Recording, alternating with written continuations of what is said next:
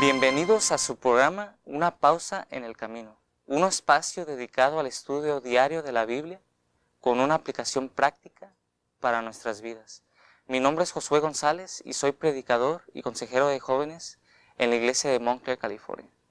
Antes de empezar, vamos a pedir la bendición de Dios con una oración. Padre Santo que estás en el cielo, te agradecemos, Señor, por tu infinito amor. Y te agradecemos por la oportunidad que nos has dado de estudiar tu palabra. En este momento te queremos invitar, Espíritu Santo, para que mores en cada uno de nosotros y que podamos aprender algo nuevo a través de tu palabra, que sea de bendición no solamente para nosotros, sino para todos aquellos con los que nosotros estamos en contacto. Y te pido en el nombre de Jesús. Amén. Bajo la instigación de los dirigentes judíos de Antioquía, las autoridades locales incitaron a una multitud contra Pablo y Bernabé. Pero a pesar de ello, ellos siguieron gozosos, sintiendo la presencia del Espíritu Santo. A pesar de las dificultades que ellos enfrentaron, su ánimo nunca bajó. Ellos siempre estuvieron fieles para seguir adelante, gozosos de estar compartiendo la palabra de Dios.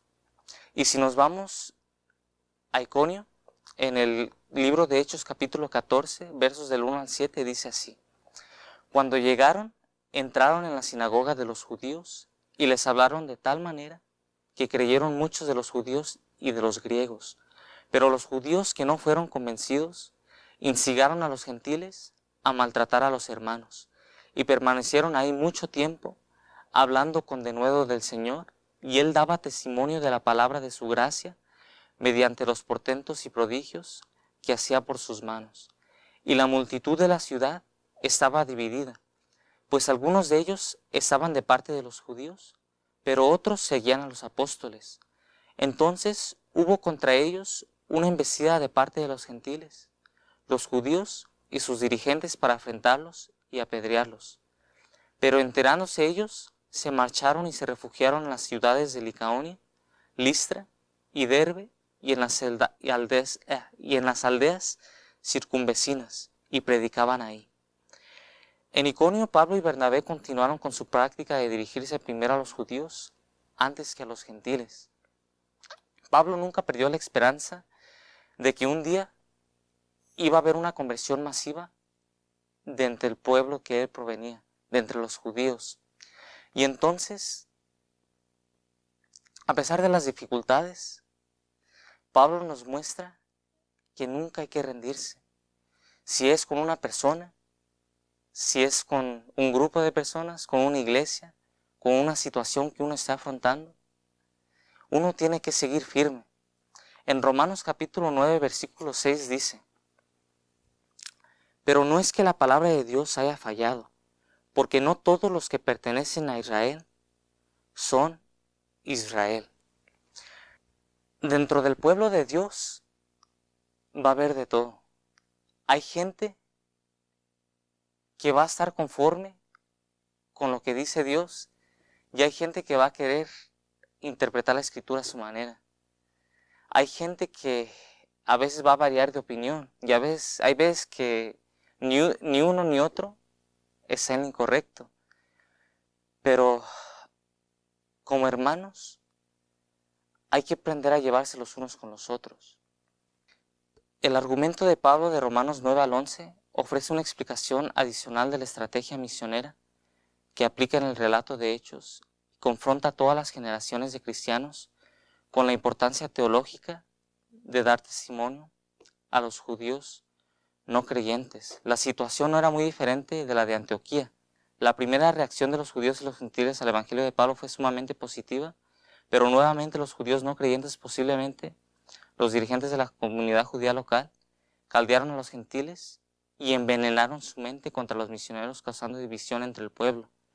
Y cuando estos oponentes planeaban atacar y linchar a Pablo y a Bernabé, los dos misioneros decidieron abandonar la ciudad y trasladarse a la siguiente.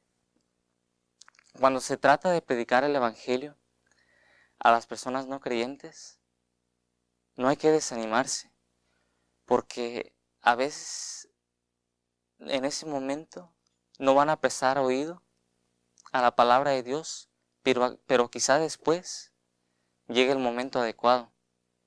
Un amigo evangelista que cuando él le tocó dar su primer campaña evangelística, él estaba bien animado. Su deseo siempre fue de ser un evangelista así como Pablo.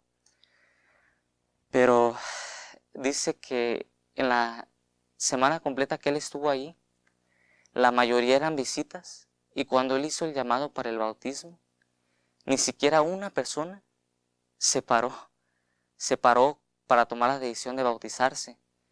Y él, después de esa campaña, él se desanimó muchísimo, porque él esperaba que Dios lo utilizara para atraer muchas almas a Cristo. Pero a veces lo primero que se ve no es la realidad, porque todas estas visitas que asistieron a esta campaña se les fue tomada en un registro. Todos sus nombres se apuntaron en una libreta y obreros bíblicos siguieron trabajando con estas personas. Y entonces, para la siguiente vez que él volvió a dar una campaña ahí, todas esas personas que habían asistido la primera vez que él dio su campaña, tomaron la decisión de bautizarse. Él lo único que tuvo que hacer fue plantar la semilla y ya después Dios obró en sus corazones. Así que las dificultades que nosotros afrontamos van a ser muchas. Dios no prometió que la predicación del Evangelio iba a ser fácil. Quizá no nos vayan a correr así como corrieron a Pablo y a Bernabé, que no nos apedreen como los apedrearon a ellos, pero de que va a haber dificultades, las va a haber. Y a veces dentro de la misma iglesia. Pero nosotros hay que ponernos siempre en las manos de Dios. Si uno está dispuesto a hacer el trabajo de Dios, Dios se va a encargar de utilizarnos como instrumentos para su obra. Si no es en un ministerio, va a ser en otro. Pero de que usted ha sido elegido para tomar parte en esta gran comisión, usted ha sido elegido. Ya solamente depende de usted si quiere escuchar la voz de Dios y atender a este llamado. Si nosotros trabajamos para Dios, no hay nada que nos va a hacer tambalear de su camino.